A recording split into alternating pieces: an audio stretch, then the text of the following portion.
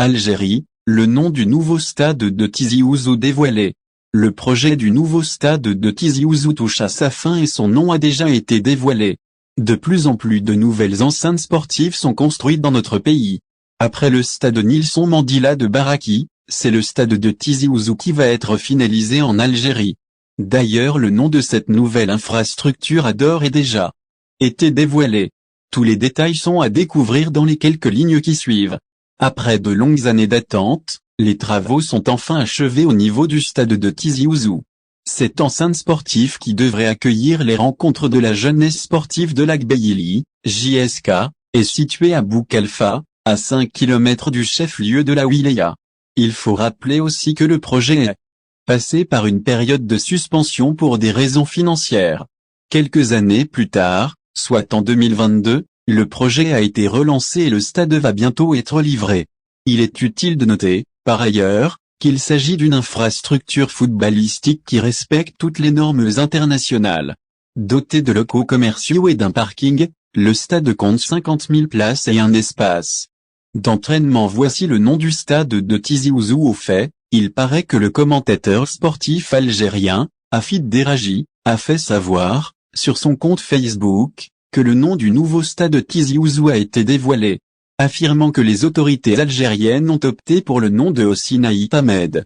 Il s'agit de l'homme politique algérien et président du Front des Forces Socialistes. Algérie Expa rapporte l'information. Au moment où de nombreux internautes ont avoué qu'ils préfèrent voir le stade de Tizi Ouzou porter le nom du chanteur et poète algérien d'expression Gbaïl, Lounès Matoub. Il est utile de noter, par ailleurs, qu'aucune information officielle n'a été annoncée à ce propos.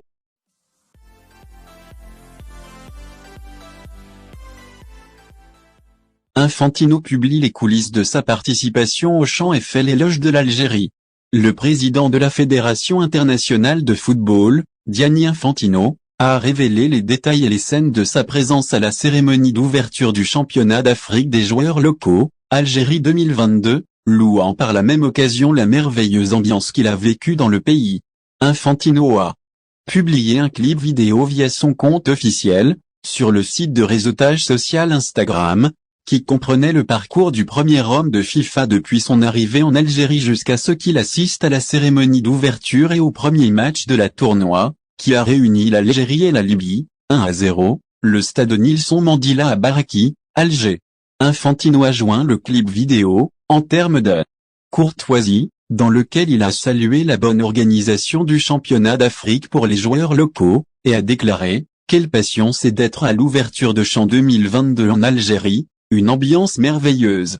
Il a poursuivi « Félicitations à la Confédération africaine de football, à la Fédération algérienne de football et à tous ceux qui ont participé à l'organisation d'une incroyable cérémonie d'ouverture, qui a été suivie d'un match fort entre l'Algérie et la Libye ».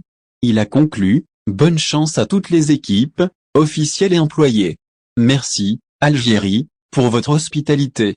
La 7e édition, qui se déroule actuellement en Algérie et se poursuivra jusqu'au 4 février prochain, est connue comme la participation de 18 équipes pour la première fois dans l'histoire du tournoi, qui a débuté en 2009 en Côte d'Ivoire, et qui a vu la participation de 8 équipes, avant que ce nombre ne passe à 16 équipes lors de la prochaine version au Soudan, puis cela s'est poursuivi lors des 5 éditions suivantes, mais la Confédération africaine de football a décidé que la version algérienne serait la plus fréquentée en ajoutant 2 équipes au numéro habituel.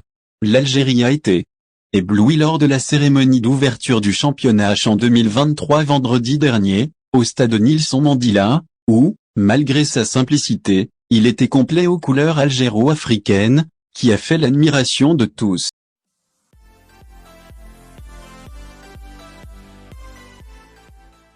Après sa réélection à la tête du gouvernement intérimaire, Farhat Meni appelle à l'extraction de la liberté et de l'indépendance de la région de Gbeili.